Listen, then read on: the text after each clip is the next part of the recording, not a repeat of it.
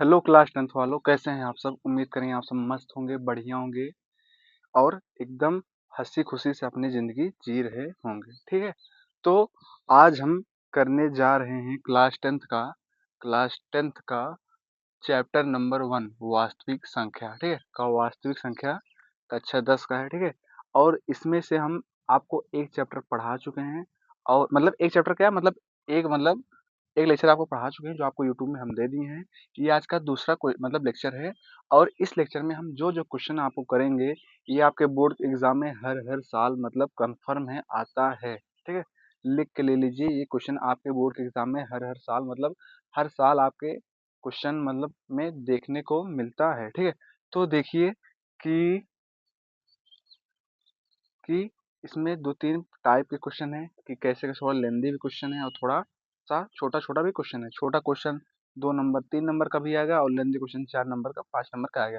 लेकिन अधिकतर चांस रहता है जहाँ तक आपका कि छोटा क्वेश्चन आए और बड़ा भी क्वेश्चन आए, मतलब एग्जामिनर के ऊपर जो आपको दे दे। किस्मत आपको अच्छी रही तो छोटा क्वेश्चन दे देगा, और अगर नहीं रही तो बड़ा क्वेश्चन भी दे देगा आपको। ठीक है, इसी प्रकार से तो चलते हैं, आज का हम लेक्चर को शुरू करते हैं। ठीक है, तो सबसे पहले जिन जिन लोगों ने भाई लोग हमारा वीडियो देख रहे हैं, चैनल को लाइक करें, सब्सक्राइब करें और ज़्यादा से ज़्यादा शेयर करें उन दोस्तों को जो जो क्लास 10th के मैथ में टॉप करना चाहते हैं। क्योंकि हम अब से लगातार मेहनत करेंगे आप लोग के लिए, क्या कि हर रोज़ या हर दूसरे दिन तीसरे दिन वीडियो आपको डालें, मतलब आपको प्रोवाइड करें, एंड आप लोग अच्छे से पढ़ें लिखें। ठीक है, और कोई भी दिक्कत कोई भी समस्या कुछ इस वीडियो में हो तो आप लोग हमें कमेंट जरूर कीजिएगा। ठीक है, तो एक बार एक बार सब लोग कंफर्म करेंगे हमारी वॉइस आप लोग को सुनाई दे रही है अच्छी से। ठीक है, अगर अच्छे से मेरी वॉइस आप लोग को सुनाई दे रही है और मैं दिखाई दे रहा हूँ तो सब लोग कमेंट में यस कीजिएगा। ठीक है, देखिए तो क्वेश्चन क्या दिया गया है। आज हम चलते हैं आज के पहले क्वेश्चन पर, जो कि एकदम सुंदर सा, जो कि बहुत लाजवाब सा क्वेश्चन है। तो देखते हैं। ठीक है, क्वेश्चन क्या दिया गया है आपको कि सिद्ध कीजिए कि 2 करड़े में 3 एक अपरिमेय संख्या है। हमने पिछली कक्षा में देखा था कि करड़े में 4 एक अपरिमेय संख्या है, नहीं, करड़े में 4 एक परिमेय संख्या नहीं। क्यों? क्योंकि करड़ी 4 का मान कितना होता है, 2 होता है, और नीचे हम 1 मान सकते हैं। इसे हम t बटे q के रूप में लिख सकते हैं। ठीक है, तो यह एक अपरिमेय संख्या, सॉरी, यह एक परिमेय संख्या नहीं है। ठीक है, तो देखिए, अगर याद रखिएगा, अगर कहीं भी 2 करड़े में 3, 5 करड़े में 3 या 7 करड़े में 3 कुछ भी दिखाई दे, या 2 + 5 करड़े में 3, 5 करड़े में 5, या करड़े में 2 दिखाई दे, या कुछ भी दिखाई दे, इट इज मतलब कोई भी चीज अगर करड़े में हो तो वह हमेशा ही हमेशा अपरिमेय संख्या कहलाता है। ठीक है, अब देखिए क्वेश्चन क्या दिया गया है, सिद्ध कीजिए कि 2 करड़े में 3 एक अपरिमेय संख्या है। यह जो संख्या है 2 करड़े में 3, यह अपरिमेय संख्या है, लेकिन इसे सिद्ध करना है कि कैसे यह एक अपरिमेय संख्या है। तो चलिए हम क्वेश्चन को करते हैं। ठीक है, सबसे पहले हम क्या लिखेंगे, लिखेंगे माना माना 2 करड़े में 3 एक परिमेय संख्या है, परिमेय संख्या है। अब कुछ लोग बोलेंगे कि परिमेय संख्या को मान रहे हैं ना, इसे तो डायरेक्ट अपरिमेय संख्या मान सकते हैं। नहीं, पहले हम इसे परिमेय संख्या मानेंगे। क्यों? अगर जैसे हम आपको एग्जांपल दें, जैसे कोई लड़का है, ठीक है, अब उसमें लड़की के गुण, जैसे मतलब लड़की के गुण उसे मिल रहे हैं, मतलब वो लड़की की आवाज में बात कर रहा है, लड़की की आवाज में चल रहा है। ठीक है, तो तो उसे कैसे सिंप्लीफाई करेंगे कि वो लड़का है कि लड़की है। ठीक है, तो क्या करेंगे, पहले उसको हम लड़की के बराबर मानेंगे। वो किस प्रकार चलता है, लड़की के बराबर चलता है, हाँ ठीक है। उसके बाद लड़की की तरह बोलता है, लड़ता है, झगड़ता है, और क्या नाम है, अगर लड़की की तरह खाना वाना भी खाता है तो मान जाएंगे कि वह लड़की है। ठीक है, सबसे पहले देखिए, इसे आप परिमेय संख्या सबसे पहले मानेंगे परिमेय संख्या। परिमेय संख्या का कंडीशन क्या क्या होता है कि अगर इसे p बटे q के रूप में लिखिए, अगर ये p बटे q के रूप में नहीं आया तो एक अपरिमेय संख्या है। ठीक है, ऐसे ऐसे बहुत से क्वेश्चन हैं जो आपको मतलब वो क्या नाम है, इसके क्या होते हैं, इसके मतलब परिमेय संख्या के जैसे परिमेय संख्या अपनी कंडीशन होती है कि मैं परिमेय संख्या हो तो मेरे ये गुण मेरे अंदर होने चाहिए। अगर नहीं है आपके पास तो मैं आपके अंदर परिमेय संख्या नहीं हूँ। ठीक है, अब देखिए क्वेश्चन क्या है, सबसे पहले देखेंगे माना 2 करड़े में 3 एक परिमेय संख्या है। ठीक है, जब मानेंगे तो परिमेय संख्या जब मानेंगे तो इसका कुछ कुछ कंडीशन होगा ना, आपको हम बताए हैं अगर ये परिमेय संख्या है तो इसका कुछ कंडीशन होगा। क्या होगा कि 2 कड़ी में 3 बराबर p/q। अगर भैया ये कड़ी में 2 कड़ी में 3 एक परिमेय संख्या है तो इसे हम p/q के रूप में लिख सकते हैं, ठीक है। अगर परिमेय संख्या है तो इसे हम p/q के रूप में लिख सकते हैं, ठीक है। उसके बाद जहाँ q 0 नहीं होना चाहिए। अगर q 0 हो गया तो ये तो इनफाइनाइट आ गया। इनफाइनाइट मतलब ना कि ये परिमेय संख्या है ना अपरिमेय संख्या, कोई संख्या है मतलब फिक्स नहीं रहेगी, ठीक है। तो इसमें q does not equal to 0 होना चाहिए। उसके बाद जहाँ p और q जहाँ p और q सह अभाज्य सभाज्य संख्या, जहाँ p और q एक सह अभाज्य संख्या है। अब बोलेंगे सह अभाज्य संख्या क्यों लिखे, क्योंकि इनका HCF 1 होगा, ठीक है। अगर कोई भी परिमेय संख्या मान लीजिए, जैसे माने आपको 5 या 3, ठीक है। इनका हम अगर LCM और HCM निकालेंगे तो क्या निकलेगा, 5 गुणे 1 और निकलेगा 3 गुणे 1, एक मैच खा गया। इनका HCF क्या हुआ, 1 हुआ। इसी को कहते हैं सह अभाज्य संख्या, ठीक है। कोई भी मान लीजिए, 2 मान लीजिए, 4 मान लीजिए, इसमें हो गया 2 गुणे 1, इसमें हो गया 2 गुणे 2 गुणे 1, ठीक है। इसमें क्या निकला, मतलब 2 भी मैच कर, सॉरी 2 गुणे 1 मैच कर रहा है, इसमें मतलब 2 के 2, मतलब ये सब क्वेश्चन जो आपको सहअभाज्य संख्या, बस इतना याद रखिएगा कि जो HCF होता है उसका 1 होता है, ठीक है। इसे मानेंगे, सबसे पहले लिखेंगे 2 कड़ी में 3 एक परिमेय संख्या है। उसके बाद लिखेंगे अगर परिमेय संख्या है तो इसकी कुछ कंडीशन भी होगी। कंडीशन क्या है कि ये p/q के रूप में होना चाहिए और जहाँ q 0 नहीं होना चाहिए, और p और q एक सहअभाज्य संख्या है। सहअभाज्य संख्या क्यों है, क्योंकि इनका HCF 1 होता है, ठीक है। तो देखिए अब क्या करेंगे, सबसे पहले उतारेंगे 2 कड़ी में 3 बराबर p/q, ठीक है। अब देखिए ये जो 2 है ना, कड़ी में 3 के साथ गुणे में है, इसे इधर साइड लेंगे तो भाग में हो जाएगा। तो कड़ी में 3 बराबर p/2q, ठीक है। ये गुणे में था, इधर आ गया भाग में, ठीक है। अब लिखेंगे कुछ हिंदी, इसमें याद रखिएगा, इसमें आपको क्वेश्चन सॉल्व नहीं करना, इसमें बस दिमाग लगाना है। इसमें हिंदी बहुत लिखना पड़ता है आप लोग को, इनमें चूंकि p और q एक पूर्णांक है, ठीक है। p और q एक पूर्णांक है। कैसे भैया, p हम माने ना p/q के रूप में लिखना है, लेकिन कुछ भी कुछ कोई संख्या होगी, मान लीजिए p का मान 1 होगा, 2 होगा, 3 होगा, q का मान भी 1 होगा, 2 होगा, 3 होगा, कुछ भी होगा ना। तो इसलिए हम माने हैं कि चूंकि p और q एक पूर्णांक है, ठीक है। इसी प्रकार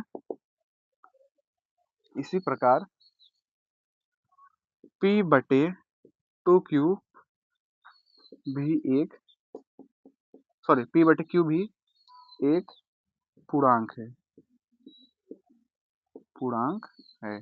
अगर p और q पूर्णांक है तो ये पूरा p/q भी एक पूर्णांक ही होगा। मतलब अगर p का मान आ गया, हम मानते हैं 8, ठीक है, और q का मान है क्या, 2, ठीक है। 2 दूनी 4, 8/4। जब इसे काटेंगे जो आंसर निकलेगा 2 निकलेगा। ये भी एक पूर्णांक संख्या है, ठीक है, पूर्णांक संख्या, समझे आप सब। तो इसलिए हम लिखेंगे p/q भी एक पूर्णांक है। इसलिए जो p/2q है ना, जो p/2q है एक परिमेय संख्या है। अब बोलेंगे परिमेय संख्या कैसे है, परिमेय संख्या है। अब आप बोलेंगे परिमेय संख्या कैसे है, जो आप निकाले 4 आंसर आपका ना, उसका सॉरी, जो p/q का 8 माने थे, उसका आंसर कितना निकला, 2 निकला। नीचे हम 1 भी मान सकते हैं ना, तो इसे p/q के रूप में लिख सकते हैं। इसलिए p/2q एक परिमेय संख्या है। अब लिखेंगे जबकि, जबकि कड़ी में 3 एक अपरिमेय परिमेय संख्या है। जबकि कड़ी में 3 अपरिमेय संख्या, देखिए सबसे पहले हमने p और q को पूर्णांक माना, ठीक है, p और q को पूर्णांक माना, ठीक है ना। जब p और q को पूर्णांक माना, इसलिए p/q भी एक पूर्णांक होगा, ठीक है। मान लीजिए कोई संख्या 1 होगा, 2 होगा, 3 होगा, ठीक है, कटेगा कुछ भी आएगा, लेकिन है तो वो पूर्णांक। उसके बाद p/2q, जब इसे हम p मान लीजिए, आंसर आपका एग्जाम्पल बताए थे, अगर p का मान 8 रखें, q का मान 2 रखें, काटेंगे तो 2 आएगा, ठीक है, और नीचे 1 मानेंगे तो p/q के रूप में आ जाएगा। इसलिए p/2q एक परिमेय संख्या, मतलब यह सिद्ध हो गया कि यह एक परिमेय संख्या है। लेकिन बराबर की इधर साइड देखिए, अगर यह परिमेय संख्या है तो ये भी परिमेय संख्या के बराबर होना चाहिए था ना, बराबर पे है क्योंकि, लेकिन कर्ण 3 है। अब हमने पिछली कक्षा में पढ़ा था अगर कोई चीज़ कर्ण में आ जाए तो वह परिमेय संख्या नहीं कहलाती, अपरिमेय संख्या कहलाती है, ठीक है? तो इस लिखेंगे जबकि कर्ण 3 एक अपरिमेय संख्या है। तो याद रखिएगा स्टेटमेंट, कथन लिख दीजिएगा, कथन, इंग्लिश में कहते हैं उसे स्टेटमेंट। क्या लिखेंगे? लिखेंगे अपरिमेय संख्या, अपरिमेय संख्या कभी भी परिमेय संख्या के बराबर नहीं हो सकता, ठीक है? क्वेश्चन क्या है कि स्टेटमेंट क्या है? अपरिमेय संख्या कभी भी परिमेय संख्या के बराबर नहीं हो सकता, ठीक है? अर्थात मतलब एग्जाम्पल जैसे दे दीजिए, क्या होगा? कर्ण में 3 है, does not equal to p बटे में 2q। जो कर्ण में 3 भैया अपरिमेय संख्या है और ये परिमेय संख्या कभी बराबर होंगे? नहीं बराबर होंगे, ठीक है? अब देखिए लिखेंगे अतः हमारी पूर्व कल्पना गलत है। याद रखिएगा, लिखिएगा हमारी पूर्व कल्पना गलत है, ठीक है? कल्पना लड़की का नाम नहीं, कल्पना हमने जो सोचा था, माना कि 2 कर्ण 3 एक परिमेय संख्या, ठीक है? कहीं और दिमाग मत लगाना आप सब। लिखेंगे अतः हमारी पूर्व कल्पना गलत है, इसलिए 2 कर्ण 3 एक अपरिमेय संख्या है, ठीक है? क्वेश्चन क्या दिया था आपको कि सिद्ध कीजिए कि 2 कर्ण 3 एक अपरिमेय संख्या है, ठीक है? ये हम आपको एक टाइप क्वेश्चन कराएंगे जो कि आपके बोर्ड के एग्जाम में पूछा जाएगा, ठीक है? अब देखिए, लिखेंगे सबसे पहले माना ना, माना क्या करेंगे? 2 कर्ण 3 एक परिमेय संख्या, ठीक है? अब बोलेंगे परिमेय संख्या हम क्यों मान रहे हैं? अगर हम परिमेय संख्या इसे नहीं मानेंगे तो कैसे पता चले? पहले हम देखेंगे इसमें कौन-कौन सी संख्या, मतलब अगर ये अपरिमेय संख्या हम मानते हैं, ठीक है? हम इसे परिमेय संख्या के बराबर मानेंगे। अगर ये परिमेय संख्या के बराबर नहीं होगा तो हमें पता चल जाएगा कि यह अपरिमेय संख्या, ठीक है? जैसे कोई एग्जाम्पल आपको दें, जैसे कोई लड़का है, लड़की की तरह बात कर रहा है, लड़की की तरह चल रहा है, ठीक है? तो हम उसे मतलब देखेंगे, मतलब पहले उसका हम देखेंगे कि वो लड़की की तरह बात कर रहा है, लड़की मतलब जैसे कोई लड़की के साथ मतलब व्यवहार, ऐसे नहीं, बहुत लोग के होते हैं वॉइस होती है ना, बहुत लोग की वॉइस लड़की की तरह होती है, तो इसका मतलब ये नहीं कि वो पूरी तरह से लड़की है। उसका हम मतलब कैसे वो चलता है, कैसे खाना खाता है, वैसे नहीं कि लड़की की तरह ऐसे पूरा खाना खाएगा, ठीक है? नॉर्मल, अगर लड़का होगा नॉर्मल खाना खाएगा, अच्छा से खाना खाएगा। और देखिए, अगर अगर वो लड़का भी ऐसे खाएगा तो भाई कुछ अलग ही हो सकता है, ठीक है? सवाल क्या है? सिद्ध कीजिए कि 2 कर्ण 3 एक परिमेय संख्या है। सबसे पहले मानेंगे इसे 2 कर्ण 3 एक परिमेय संख्या, ठीक है? याद रखिएगा, ये बात नॉर्मल हँसी मज़ाक के लिए, ठीक है? 2 कर्ण 3 एक परिमेय संख्या है। जब परिमेय संख्या है तो 2 कर्ण 3 बराबर p बटे q, क्योंकि जब परिमेय संख्या हो गई है तो p बटे q के रूप में बराबर होगा, ठीक है ना? अब जहाँ q 0 नहीं होना चाहिए, q 0 नहीं होना चाहिए, अगर q का मान 0 हो जाएगा तो ये मतलब इनफाइनाइट, मतलब अनंत हो जाएगा, ठीक है? और अनंत हो जाएगा तो इसका मतलब यह क्वेश्चन, मतलब या ना तो परिमेय संख्या रहेगा ना अपरिमेय संख्या रहेगा। इनफाइनाइट मतलब बहुत संख्या होती है, मतलब आप लोग को गिनते-गिनते थक जाएँगे लेकिन निकलेगा नहीं, ठीक है? अब देखिए, जहाँ q डज़ नॉट इक्वल 0 और p और q एक शाहबाज संख्या होनी चाहिए ना, p और q एक शाहबाज संख्या होनी चाहिए। अब शाहबाज संख्या मतलब जिनका HCF 1 हो, ठीक है? अब देखिए, अब देखिए, अब क्या होगा कि इसे हम लिखेंगे 2 कर्ण 3 बराबर p बटे q, ठीक है? p बटे q में लिखे। अब यहाँ पे देखिए जो 2 गुणे में है ना, इसे बराबर के इधर साइड भेज दीजिए, भाग में चला जाएगा। जो कर्ण 3 है इसे एक साइड रखिए, जो 2 है इसे एक साइड रखिए। अब कुछ लोग बोलेंगे कि कर्ण 3 क्यों इस साइड नहीं है? भैया इसे मैं अलग रखेंगे क्योंकि यही तो प्रूव करना है हमें, ठीक है? तो इसे हम अलग रखेंगे, जो 2 गुणे में इधर करेंगे, भाग में आ जाएगा, ठीक है? अब कुछ नहीं करना, आप लोग को बस हिंदी लिखना है कि चूंकि p और q एक पूर्णांक है, ठीक है? मान लीजिए कर्ण 3 है बराबर, p भी कोई संख्या होगी ना, p भी हम जो माने हैं ना, जो हम परिमेय संख्या माने, कोई तो कुछ संख्या होगी, p भी कोई संख्या होगी एक, और q भी कोई संख्या होगा।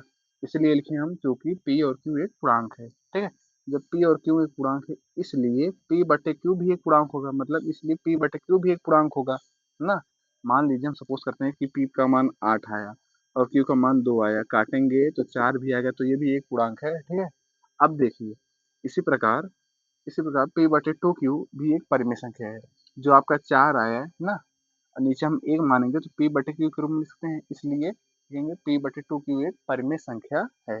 अब जब ये पूरा परिमेय संख्या के बराबर आ गया, तो बराबर में कर्ण 3 भी दिया है, लेकिन कर्ण 3 एक अपरिमेय संख्या होता है, हमने पिछली कक्षा में पढ़ा था, ठीक है।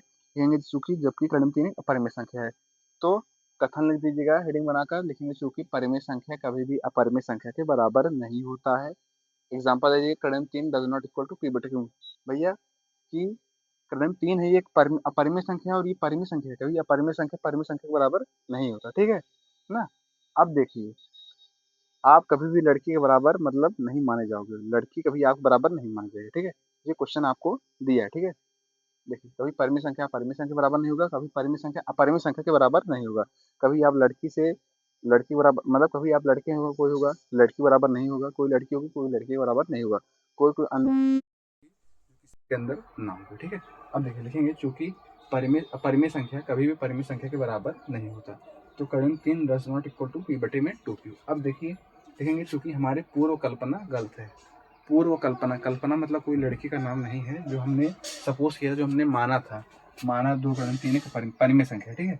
हमारी पूर्व कल्पना जो हम माने थे ना, जो हमने माना था, सोचा था, हमारी पूर्व कल्पना गलत है, मतलब जो सोचा था वो गलत है, इसलिए 2 कर्ण 3 एक अपरिमेय संख्या है। अगर यह क्वेश्चन सबको समझ में आया ना, तो वह कमेंट में थम्स अप कर देंगे। अगर कोई चीज़ ना समझ में आए, कोई स्टेप, तो हमें कमेंट में कर दीजिएगा, तो हम फिर से आपको बताने की कोशिश करेंगे, ठीक है। अब देखिए चलते हैं आज के हम दूसरे क्वेश्चन पर, दूसरे टाइप क्वेश्चन पर, जो आपके बोर्ड के एग्जाम में पूछे जाते हैं, ठीक है। तो इतना देख लीजिए आप सब।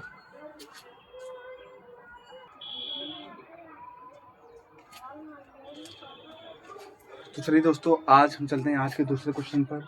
तो क्वेश्चन क्या दिया गया है कि सिद्ध कीजिए कि 7 + 5 करने में 3 एक अपरिमेय संख्या है। फिर से वो क्वेश्चन आ गया, वहाँ पे गुणे में था, अब यहाँ पे प्लस माइनस आ गया, ठीक है। तो कोई डरने वाली बात नहीं, सब क्वेश्चन उसी तरीके से होंगे, जहाँ पे प्लस था वहाँ पे, जहाँ पे गुणा था यहाँ पे प्लस आ गया है, तो कोई टेंशन वाली बात नहीं। सबसे पहले हम लिखेंगे क्या, माना 7, यहाँ पे लिखते थोड़ा जगह हो जाएगा, लिखेंगे माना 7 + कर्ण 5 एक परिमेय संख्या है।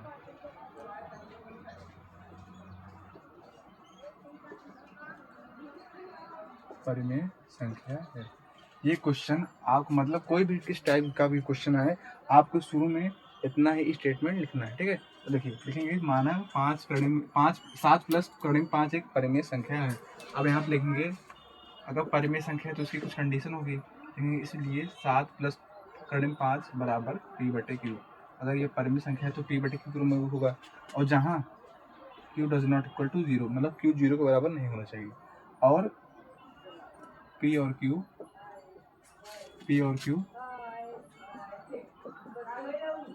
सअभाज्य संख्या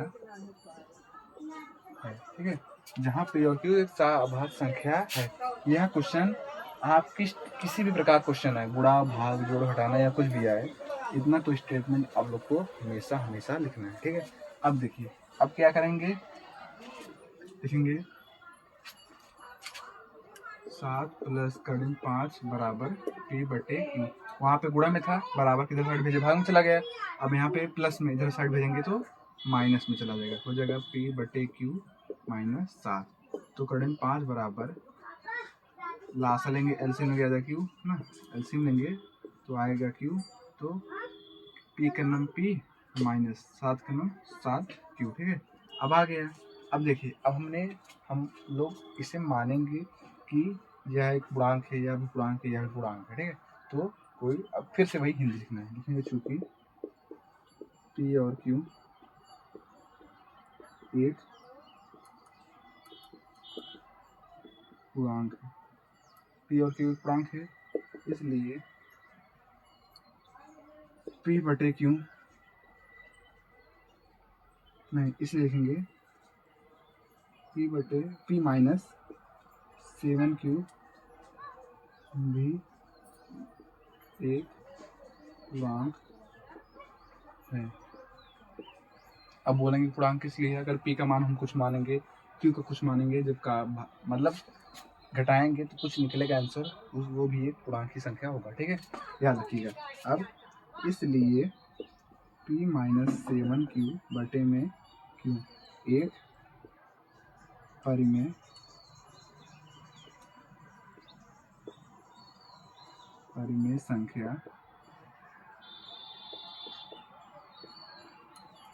संख्या है। ठीक है, अब इसे हम पूरा अगर है 7 माइनस p माइनस 7q अगर एक पूर्णांक है, अगर q का बाहर बटे में भी आएगा तो यह p बटे q के रूप में आ जाएगा। ठीक है, अगर p बटे q के रूप में आ जाएगा तो यह एक परिमेय संख्या है, मतलब ये पूरा पोर्शन परिमेय संख्या के बराबर है। अब यहाँ पे लिखेंगे अगर ये परिमेय संख्या के बराबर आ गया तो बराबर यहाँ पे कर देंगे 5 है। ठीक है ना, अब देखिए ये परिमेय संख्या है, परिमेय संख्या लिखेंगे यहाँ पे, जबकि कर्ण 5 एक अपरिमेय संख्या है। ये परिमेय संख्या प्रूफ हो गई, यह परिमेय संख्या है, लिखेंगे जबकि कर्ण 5 एक अपरिमेय संख्या है। अब यहाँ पे देखिए क्या करेंगे, लिखेंगे वही कथन स्टेटमेंट आगे फिर से, तो कथन या स्टेटमेंट क्या होगा, अपरिमेय संख्या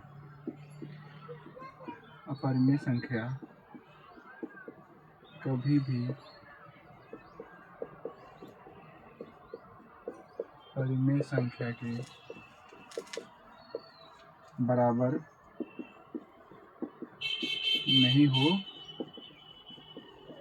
सकता। याद रखिएगा, ये भले ही आपको बहुत अटपटा सा, बहुत आप लोग को ना समझ में आए, लेकिन क्वेश्चन इसी प्रकार से आपको करना होगा। यहाँ पे प्लस होगा तो माइनस करके लिखना होगा, हिंदी बस, इसमें किसी का कमाल नहीं, इसमें बस हिंदी का कमाल है। अगर आप हिंदी लिखना जानते हैं, अच्छे से समझ गए क्वेश्चन को, तो आप ये क्वेश्चन आराम से कर लेंगे, कोई दिक्कत वाली बात नहीं है। अब यहाँ पे लिखेंगे अपरिमेय संख्या कभी भी परिमेय संख्या के बराबर नहीं होता, अर्थात मतलब एग्जाम्पल ले लीजिएगा, क्या होगा, कर्ण में 5 है does not equal to p minus 7q बटे में q। ठीक है, क्योंकि ये परिमेय संख्या, ये एक अपरिमेय संख्या है। अब लिखेंगे अतः हमारी पूर्व कल्पना गलत है, अतः हमारी पूर्व कल्पना गलत है, इसलिए 7 प्लस कर्ण 5 एक अपरिमेय संख्या है।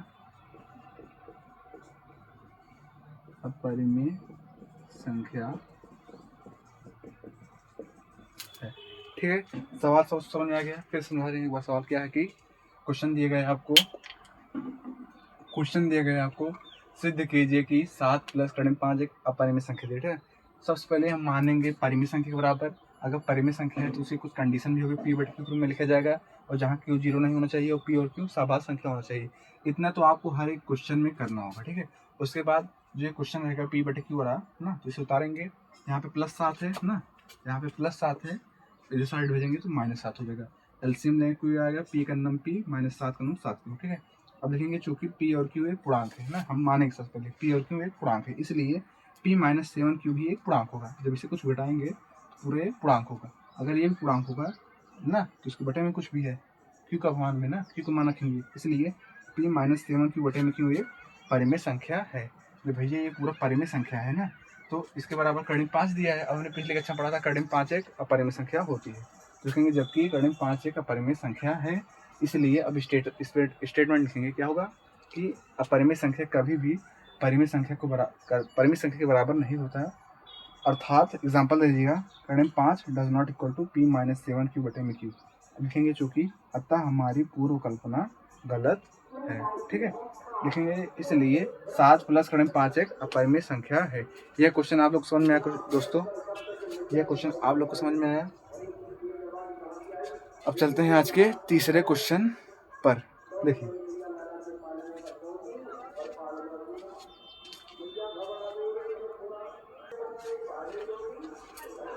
तो चलते हैं आज के हम अपने तीसरे क्वेश्चन पर। क्वेश्चन क्या दिया गया है कि सिद्ध कीजिए कि 5 माइनस कर्ण में 10 एक अपरिमेय संख्या है। यह है बहुत क्वेश्चन, बहुत सिंपल क्वेश्चन है। वहाँ पे प्लस था, अब यहाँ पे माइनस आ गया, बस क्वेश्चन का तरीका बदला है। क्वेश्चन सेम टू सेम उसी तरह का होगा, लेकिन इसे माइनस में कर दिया। ठीक है, अब देखिए सबसे पहले आप बताइए वो जो पिछला क्वेश्चन था, पुराना लास्ट क्वेश्चन था, वो आप लोग को समझ में आया? समझ में आया कि नहीं? अगर समझ में आप लोग को आ गया हो तो कमेंट में यस कर दीजिएगा। ठीक है, अब कुछ लोग बोलेंगे सर यस करिए, आवाज़ सुनाई दे रहा है, कुछ भी यस करिए, तो लिखेंगे। अगर किस आवाज़ में कोई दिक्कत हो तो लिखेंगे ऑडियो यस। ठीक है, अगर क्वेश्चन समझ में आया तो लिखेंगे क्वेश्चन यस। ठीक है, समझ में आया। अब देखिए आज हम चलते हैं आज के तीसरे क्वेश्चन पर। क्या दिया गया है कि सिद्ध कीजिए कि 5 माइनस करें 10 एक परिमेय संख्या है। सबसे पहले क्या लिखेंगे? सबसे पहले इसमें माना 5 माइनस करें 10 एक परिमेय संख्या है। परिमेय संख्या है। कोई भी क्वेश्चन हो, इसे सबसे पहले मानना है कि 5 माइनस करें 10 एक परिमेय संख्या है। इस बराबर लिखेंगे 5 माइनस करें 10 बराबर p बटे q, जहाँ q 0 नहीं होना चाहिए और p और q क्या होना चाहिए? सहअभाज्य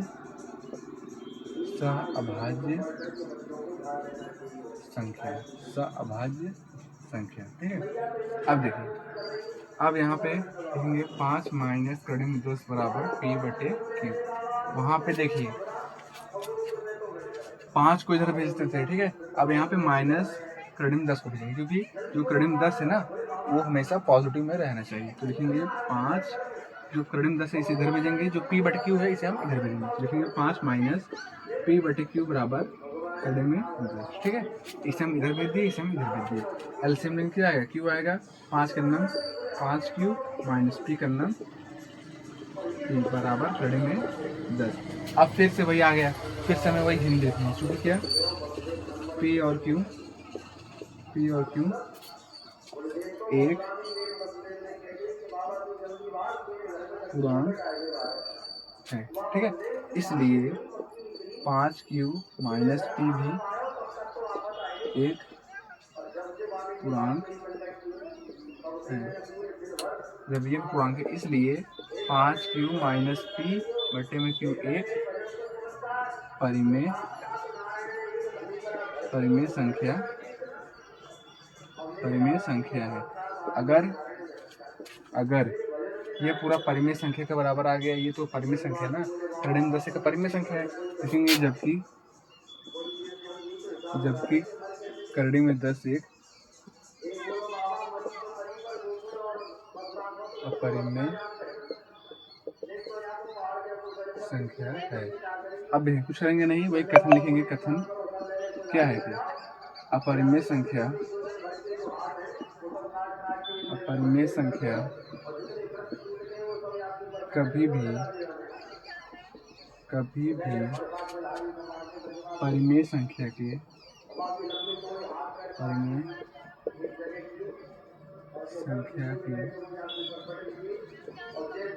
बराबर नहीं होता है। ठीक है, एग्जाम्पल दिखा दीजिएगा क्या होता है। 5q माइनस p बटे में q does not equal to करें में 10। चूंकि अतः हमारी पूर्व कल्पना गलत है। इसलिए 5 माइनस करें 10 से अपरिमेय संख्या है। ठीक है, सब समझ में आया? क्वेश्चन क्या था? 5 माइनस करें 10 एक परिमेय संख्या है।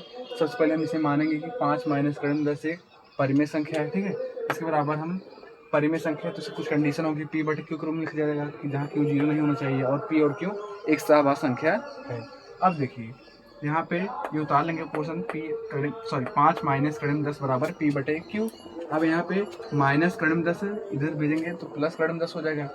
पी बटे क्यू प्लस में इधर भेजेंगे माइनस हो जाएगा, ठीक है ना। अब देखिए लास्ट से लेंगे क्यू आएगा तो 5 का नम 5 क्यू माइनस पी का नम पी बराबर खड़े में 10। अब देखिए लिखेंगे चूंकि लिखेंगे पी और क्यू एक पूर्णांक, ठीक है। पी और क्यू को हम किसी संख्या को मानेंगे, पी और क्यू एक पूर्णांक है, इसलिए 5 क्यू माइनस पी भी एक पूर्णांक होगा, है ना। जब से घटाएंगे तो कुछ भी पूर्णांक संख्या निकल के आएगा, तो इसलिए 5 क्यू माइनस पी भी एक पूर्णांक है, इसलिए 5 क्यू माइनस पी बटे में क्यू एक परिमेय संख्या है, मतलब ये पूरा टोटल परिमेय संख्या है। अगर यह परिमेय संख्या है लिखेंगे, जबकि ये तो अपरिमेय संख्या दी है आपको, लिखेंगे जबकि ऋण 10 एक अपरिमेय संख्या है। अब कथन लिख दीजिए, कुछ मत करिएगा, लिखिएगा अपरिमेय संख्या कभी भी परिमेय संख्या के बराबर नहीं होता है, ठीक है। अब एग्जाम्पल दीजिएगा, ऋण 5 क्यू माइनस पी बटे में q does not equal to ऋण में 10, ठीक है। अब देखिए लिखेंगे, अतः हमारी पूर्व कल्पना गलत, जो हमने माना था ये परिमेय संख्या है ये गलत है पूरी तरह से, इसलिए जब ये पूरा गलत है तो सिंपल चूंकि इसलिए 5 माइनस ऋण 10 एक अपरिमेय संख्या है, ठीक है। इतना क्वेश्चन सबको समझ में आया? इतना अगर क्वेश्चन समझ में आया तो चलते हैं आज के हम चौथे क्वेश्चन पर और लास्ट क्वेश्चन पर, जो इस टाइप का सवाल आता है। देखिए हम चारों प्रकार क्वेश्चन आपको पढ़ा दिए हैं, ठीक है, और मतलब चारों प्रकार क्वेश्चन पढ़ा देंगे। उसके बाद आप लोग घर पर प्रैक्टिस कीजिएगा, ज़्यादा से ज़्यादा मेहनत कीजिएगा। बस यहाँ पे जो अंक दिए ना 5 दिए हैं, यहाँ पे 10 दिए हैं, वो बदल जाएगा, यहाँ पे 3 हो जाएगा, 7 हो जाएगा, और 2 हो जाएगा, 6 हो जाएगा, कुछ भी हो जाएगा, ठीक है। तो डरिएगा मत, क्वेश्चन बस इसी टाइप के क्वेश्चन आपके बोर्ड के एग्जाम में पेपर पूछ जाएंगे, ठीक है। तो चलते हैं आज के हम सबसे लास्ट क्वेश्चन पर, सबसे धुरंधर क्वेश्चन पर, सबसे बड़े क्वेश्चन पर। ये सब तो सिंपली अगर आएगा तो 2 नंबर का 3 नंबर का आ जाएगा, लेकिन वो क्वेश्चन है वो अगर आएगा तो 4 नंबर के खाली नहीं आएगा, ठीक है। तो चलते हैं आज के हम चौथे क्वेश्चन पर।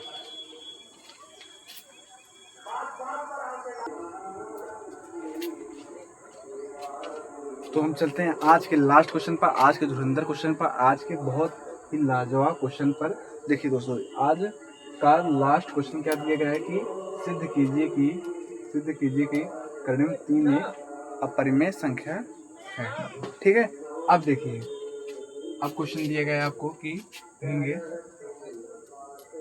माना ऋण 3